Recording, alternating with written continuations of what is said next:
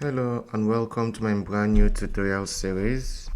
My name is Evans, and on this tutorial series I'm going to be teaching Git and version control. So in this course we're going to take a deep dive into one of the most important tools in software development. Whether you're a complete beginner or looking to sharpen your skills with advanced techniques, this course will provide you with everything you need to master Git and version control. So what are some benefits of Git and version control? One, it aids in efficient collaboration. Whether you're working with a team or contributing to open source projects, Git allows multiple developers to collaborate without overriding each other's work. It enables you keep project history, so Git can store a complete history of changes to a project, making it easy to track project and understand the evolution of the codebase. For version control as well. So with Git, you can always roll back to previous versions of your code, and if something goes wrong, it will make sure that nothing is ever lost. And another benefit to it is for branching and experimentation. You can create new branches to experiment new features or to fix bugs without affecting the main projects.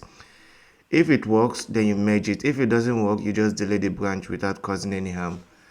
And then Git is also good for seamless integration. So Git integrates easily with popular CI/CD pipelines and cloud platforms, enabling automatic testing, deployment, and code quality checks. So most of the cloud platforms where you host your web applications and your website, they integrate with Git very well, and you can easily, link your GitHub account, to the cloud platform and host your website.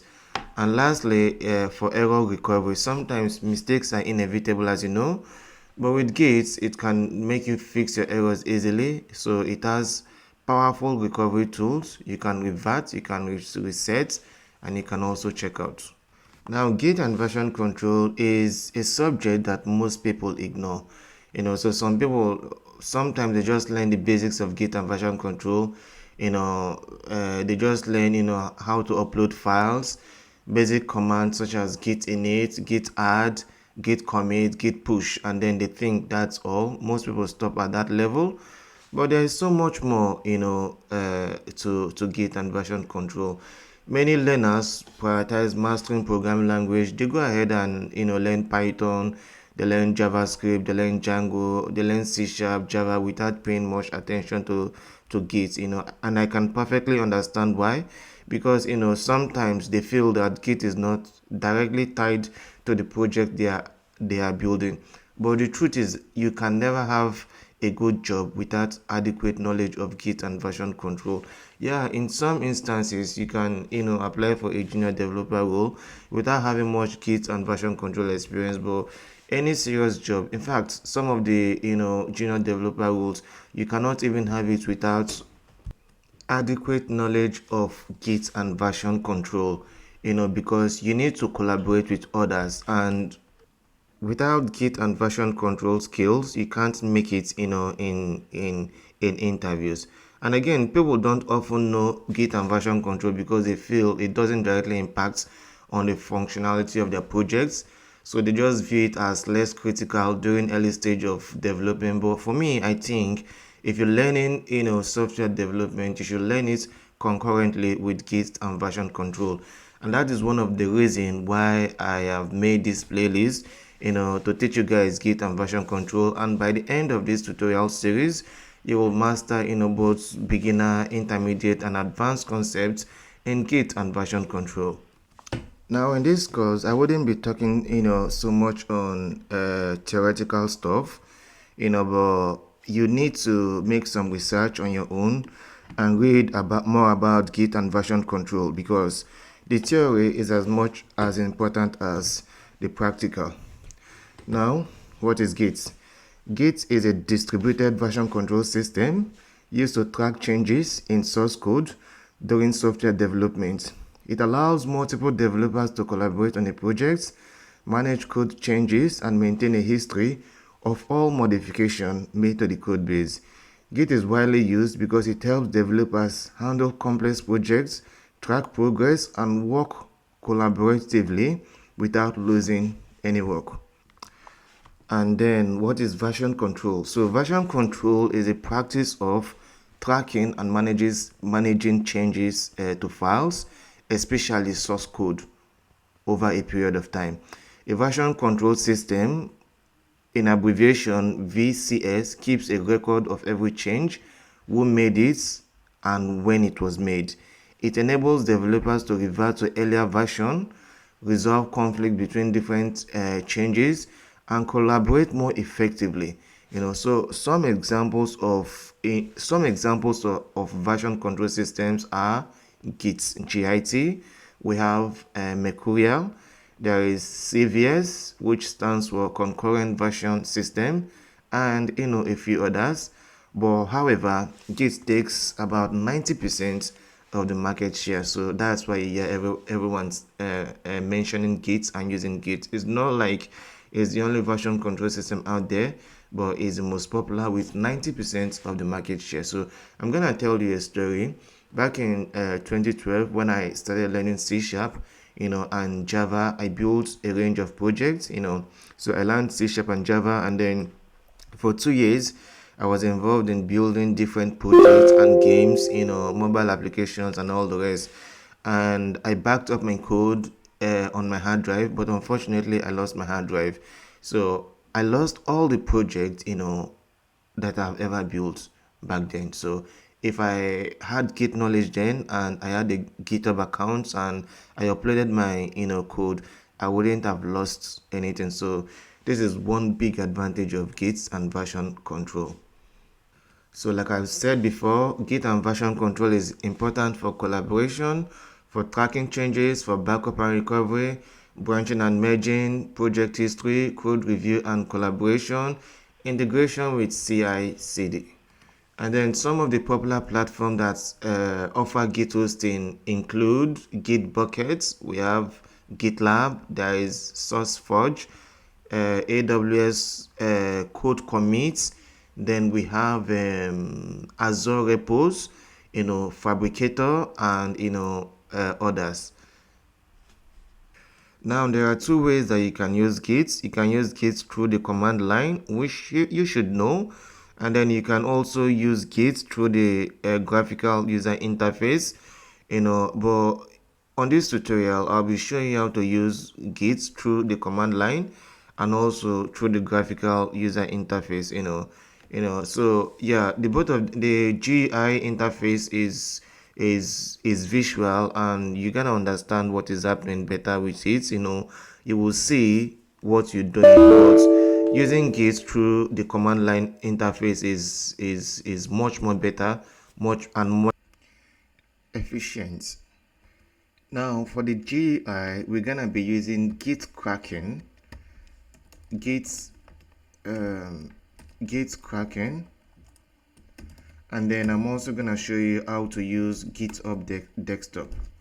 GitHub Desktop. For our CLI, we're gonna be using Git Bash, and then you can also use CMD.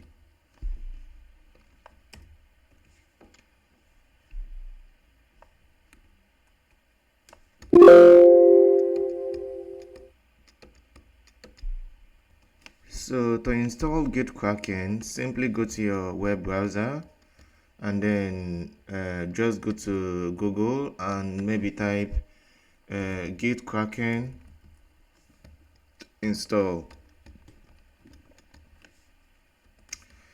And then once it comes up, just click on Git Kraken free. So there is a free version and there is also the full version. So when you install it, they're gonna allow you a 7 days period, to upgrade. If you don't upgrade, some of the features will be off from your installation. So you only have access to the basic features, which is still good enough for what we need to do. So I'm not gonna install Git Kraken again because I already have it installed on my PC. So if you're using Windows, simply download this and install. If you're using Mac, you also download this. Now after the installation is complete, you need to create accounts, and then once you create accounts, you are good to go. You can place the icon on your desktop. So this is it. This is Git Kraken. And then the second tool you want to install is this GitHub Desktop. Is not necessary, but I just want to show you how to use multiple GUI interfaces to work with Git. So simply go to your web browser as well and type GitHub desktop download. Yeah, this is it. So once it comes up, just click on it, and then you install the version for your system as well. So if you're using Windows, you install for Windows. Now the next tool we want to install is Git Bash. So simply go to git-scm. I'm gonna type it, git-scm.com, or you can search for it on Google as well, git-scm.com. And then yeah, you have to install it as well, so yeah, it is. You can download for Windows, and if you're using Mac or any other operating system, just install the version that is compatible with your operating system. So for Git Bash, I'm not also gonna install because I already have it installed on my PC. While installing Git Bash, make sure you click on Add to Paths. So during the installation phase, you're gonna see an option. Just click on the checkbox and Add to Paths. Now, I know that I'm teaching a lot of stuff on my channel, but I don't want you to be overwhelmed. In one of the playlists, I'm teaching Python, Django, HTML, CSS, JavaScript, Bootstrap, and then for JavaScript, I'm teaching jQuery and Vanilla.js, and some other techniques such as Ajax programming, but now I'm adding Git and version control. I know it can be overwhelming and daunting, especially for beginners, but what you need to do is you just have to practice constantly, and then you just need to document the steps, and for my other playlists, I'm teaching the tech stack are Python and Django for backend. I'm using React, and then with React we are using JSX, which is JavaScript XML. So in here we're gonna be using HTML, CSS, JavaScript. And then yeah, okay, for this we also using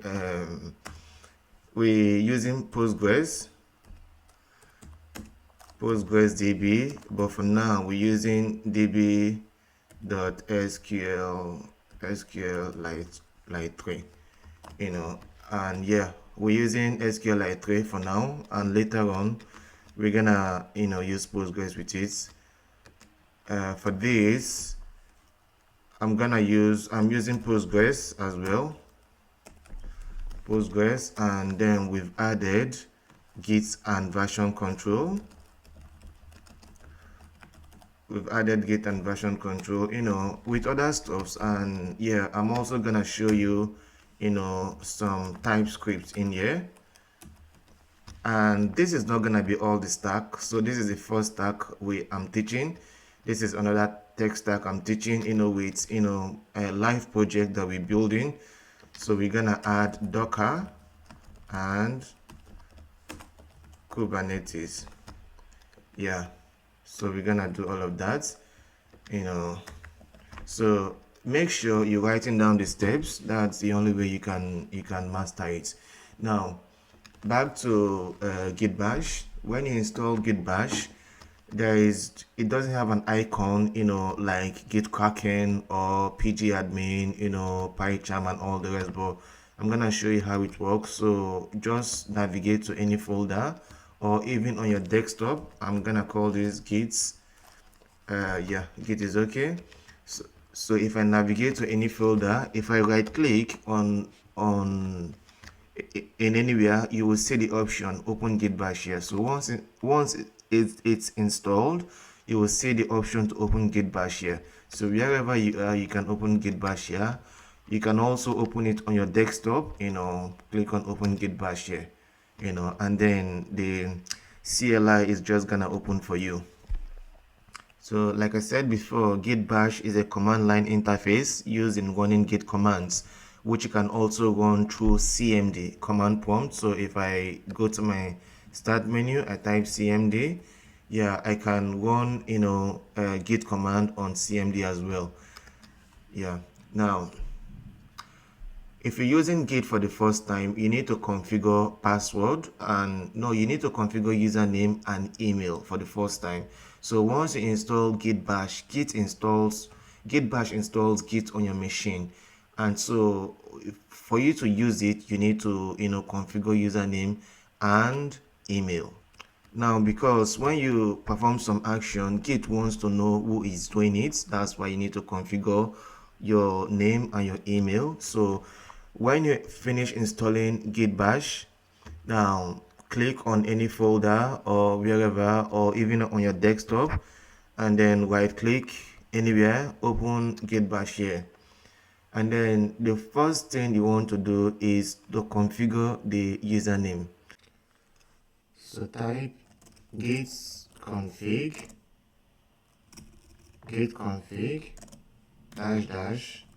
global user dot name in quotes Evans, or any name you want to use, and press enter. And then to configure the email, the same thing, you say git config global user dot email,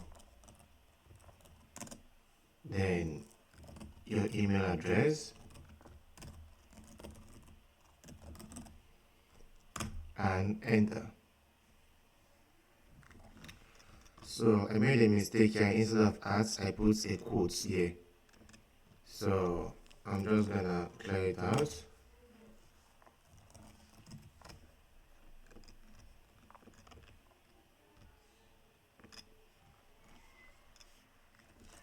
Git config global user dot email, and then you put your email address,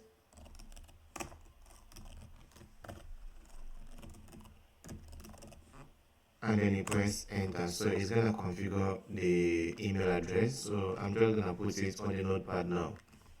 So git config global user dot email, and your email address for your email address configuration, and then git config global user dot name, and then yeah, this is to check your username if you've configured it already. But to configure it, you just need to do this: git config global user dot name in quotes Evans. This is to set the username, this is to check the configured username, and then this is to configure the email. Yeah, so that's it. And don't forget, for the email, it doesn't have to be in quotes, but for the username, it has to be in quotes. Now, to check all the configured username and email on your machine, you can simply do git config global list. It's gonna list out all the configured username and email on the system. Now make sure you write all this code somewhere. Nobody is expecting you to know them immediately, memorize them immediately, but whenever you want to perform some actions, you can check your notes, and then the more you do, the more you master it. Now the next code I want to show you is to check the configured remote. I know we've not configured any remote, but I'm just gonna go through the basic commands with you, and then when we configure remote and do other stuff, you can remember, or you can easily relate. Now to check the configured remotes, you simply type git remote -v. git remote -v, I typed remove. Now you see it's saying this part is not a Git repository. Assuming I have added Gits inside this folder, then it's gonna show me my remote repository. So when we add it, we're gonna come back to this code so that you see it. So now we will go through the basic command lines, and yeah, using GUI to create files and all the rest is good, is visual, it's easier, but you just need to learn this command line. And sometimes when you want to create files, don't use the GUI, just create it using the code, so that way you can easily master the command line codes. So the first code I'm gonna show you is a touch. Now if you want to create a file using the command line, you use touch and then the name of the file. So I'm gonna use touch nodes.txt. So you can include the file extension or you leave the file extension. So if you don't include the file extension, the file that is created is gonna be of no file type, so but this I'm saying I want to create notes.txt. so this is a notepad document just like this, txt, so this is the code touch.txt. so I'm gonna press enter. So it creates this file in the directory that you are. So remember, I created a folder and then I right clicked inside the folder and said open git bash here, then I type touch notes.txt. so you can see it has created a file called notes.txt. now I'm gonna add the code here for you, touch notes.txt. so this is how to create a file. I don't know why they call it create anyway, but if I'm the developer of Git, I'm gonna use maybe something like create or make, but using touch it sounds a little bit weird, but it's fine. So I'm gonna increase my font a little bit so it's gonna be more visible for you. Yeah, so that is it. Now you can also use this touch command to create multiple files at the same time. So I'm gonna say touch, I'm gonna create a file called javascript.js because JavaScript files ends in a .js file extension, and then I'm gonna create a new one. I'll call it school project.cs. that is a C# file, and then I'm gonna create a new one. I'll call it main.java, a JavaScript file. I'm gonna create another one. I'll call it mine.jxx. this is for React, a React component file. And then I'm gonna create another one. I'll call it last.txt, TypeScript file. And then I can create another. You can just create it just like that, and it's just gonna create all these files for you. I'm gonna call maybe first.html. so you can create hundreds of files with the touch command. Yeah, and then once you press enter, it's gonna create all the files for you. So this is it: first.js, JavaScript, last.txt, main, mine.jxx, schoolproject.cs. so yeah, this is how to create multiple files using the touch command. So I'm gonna say touch and then file 1, file 2, file 3, file 3. Yeah, so to create multiple files.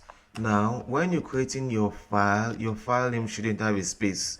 If for any reason you want space, maybe you want to call it, something like my notes, then you need to put it in quotes. So it's gonna be in quotes my notes. Yeah, this is it. So I'm gonna do it so you see. So I'll go back to my Git bash, and then I'm gonna say touch in quotes my notes. So I've given a space and then you press enter, so it's gonna create a file called my notes. Yeah, this is it, my notes. Now if I want to list out all the files and directories inside this folder, then you can simply, once you are inside the folder, you click on open Git bash here, you can simply type ls. So when you type ls, it lists out the name of all the files inside that particular folder. So you can see first.html, last, mine, and all the rest. So I'm gonna create a folder inside this folder.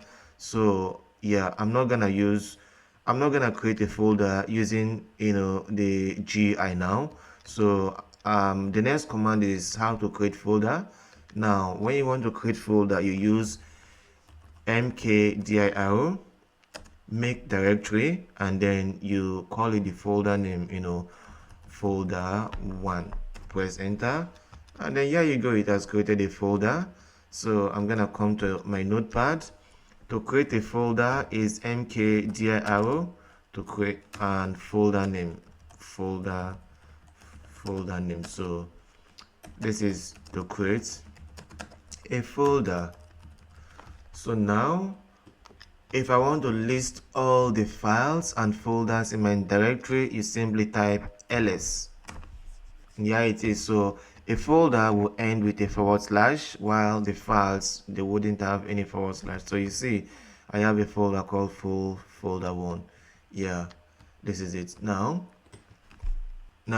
I'm gonna the next line of code is, let's navigate inside this folder 1 without opening it. So I'm not inside this folder 1, I'm inside a folder called Git, but I've created folder 1. Now if you want to navigate inside this folder 1, you simply use cd and then the name of the folder or the directory. So I'm gonna say folder 1. Now look at these points. I have just desktop Git. This is a directory. I'm inside Git folder, but now I want to move inside the folder 1 directory. So you simply type cd folder 1, the name of the folder, and press enter. So you see my path is now desktop, Git, and folder 1. Now without moving inside this folder 1, you can also create files. Once you use cd into that folder, I can now type touch and the file name I want to create. I'll call it mine.js.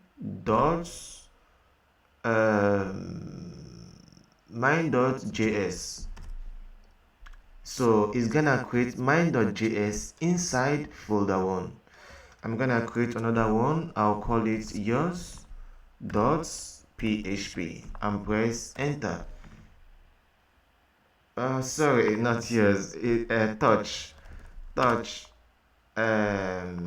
first.php, press enter. So it will create a file as well called first.php. Now let me use the GUI to open folder 1 so you see the files. Now if I open it, you see it has created mine and first. Now right now I'm inside my GUI. I'm not inside. So what I'm going to do, I'm gonna cd out from this folder 1. So to go back to my main directory or my main folder, you simply use cd space ... and press enter. So it has gone back to my Git folder.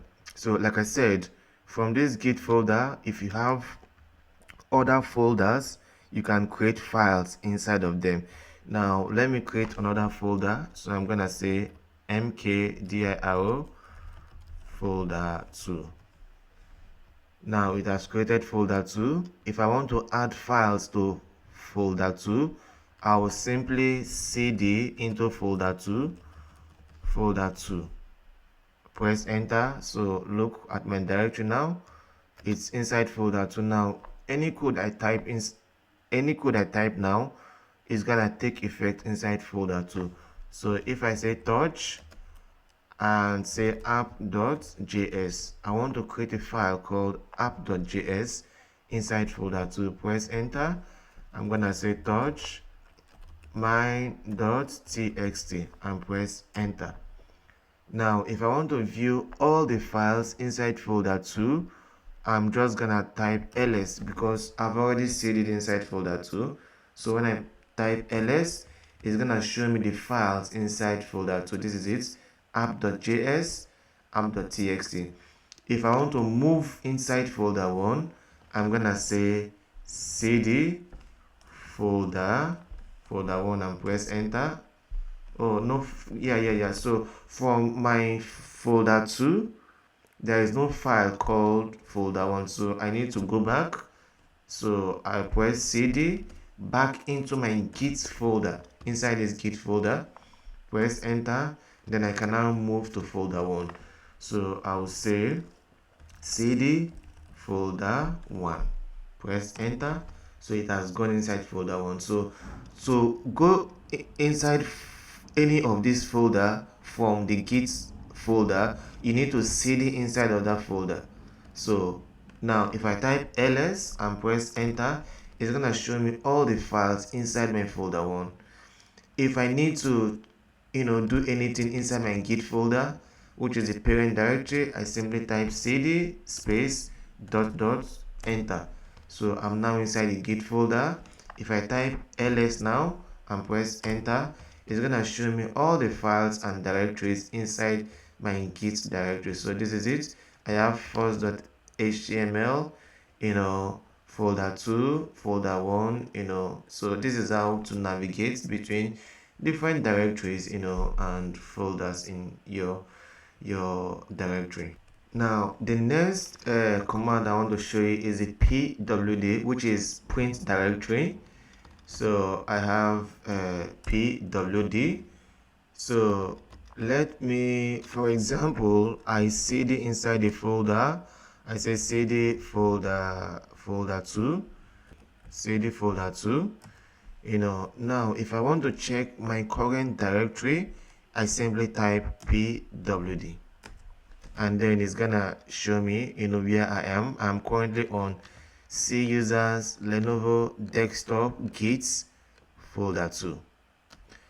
If I go back, cd space ... enter, I type pwd, press enter, it's gonna show me the where I am, the directory that I am. So wherever you are, you can use the pwd to check your current directory.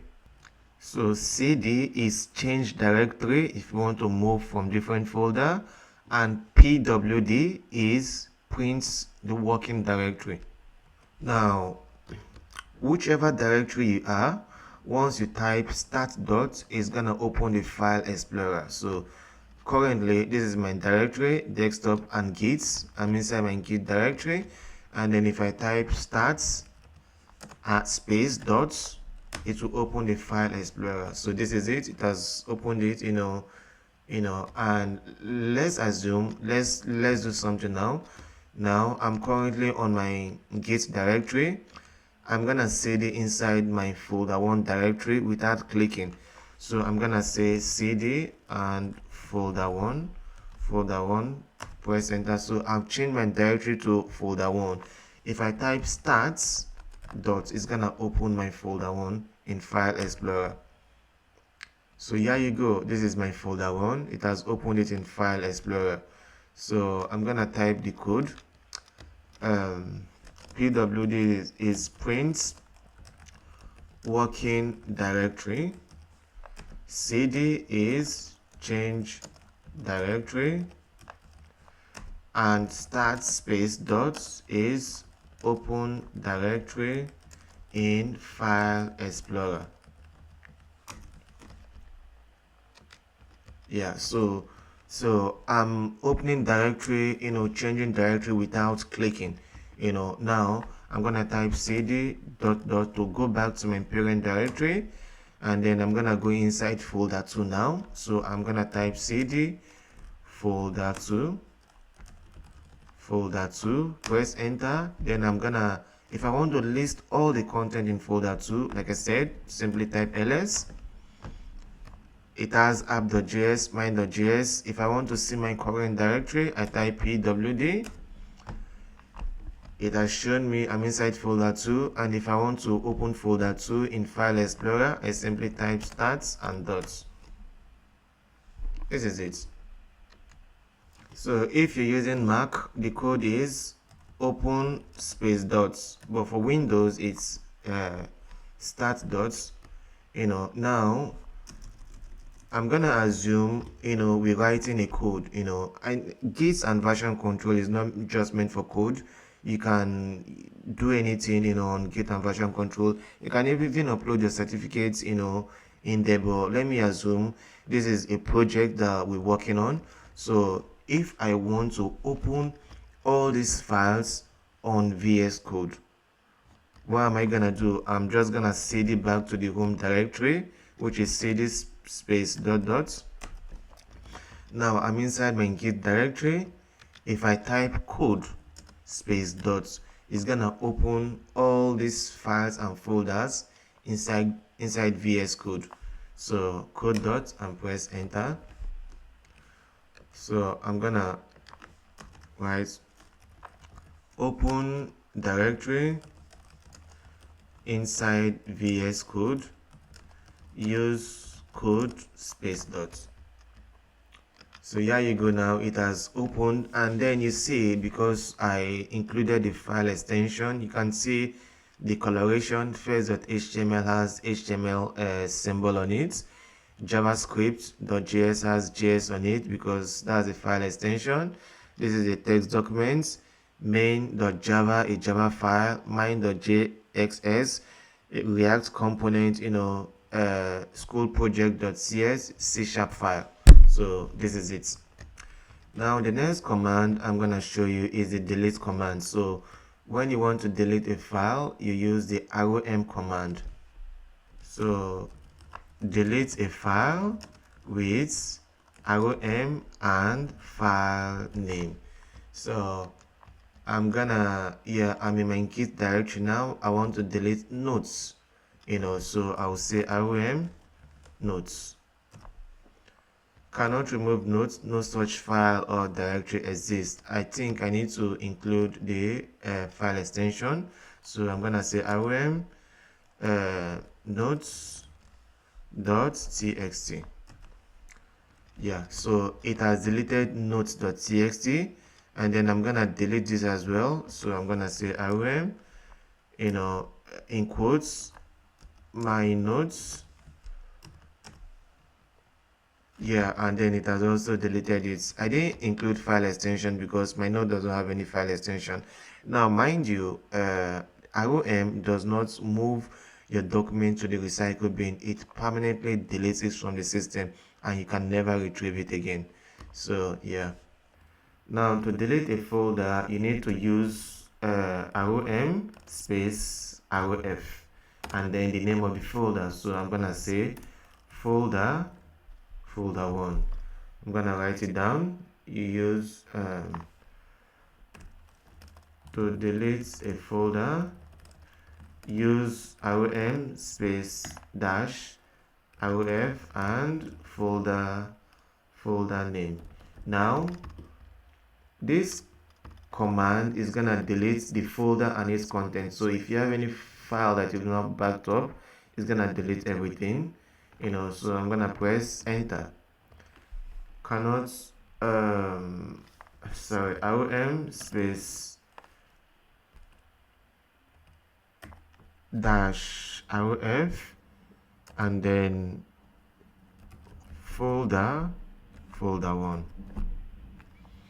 Yeah, so once I do it, it has deleted folder 1, and I can also delete, a folder or a file without, opening it. So I'm gonna cd inside folder 2 with cd folder 2,